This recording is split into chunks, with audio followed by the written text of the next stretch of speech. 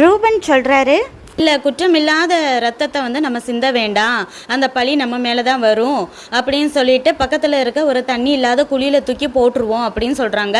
அப்போ இப்படி பிளான் பண்ணிகிட்டு இருக்கும் போதே யோசேப்பு அவங்க பக்கத்தில் வந்துடுறாரு.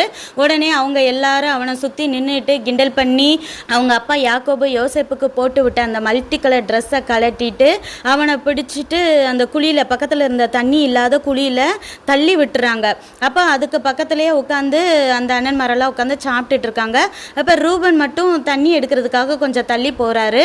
அந்த சைடு அப்போ இஸ்மவேலர்கள், அதாவது ஆபிரகாமுக்கும் ஆகாருக்கும் பிறந்த இஸ்மவேல் இருக்கான் இல்லையா, அவன் மூலமா வந்த சந்ததி இஸ்மவேலர்கள் அந்த வழியா கூட்டம் கூட்டமாக போய்கிட்டு இருக்காங்க எகிப்துக்கு போகிறதுக்காக.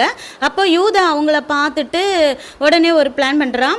யோசேப் குழியில் தள்ளுறதுனால நம்மளுக்கு என்ன யூஸ், இவனை அந்த குழியிலிருந்து எடுத்து இவனை இந்த இஸ்மவேலர்கிட்ட விற்றுருவோம், நம்மளுக்கு காசாவது வரும், நம்ம அதை வச்சு சந்தோஷமாக இருக்கலாம்.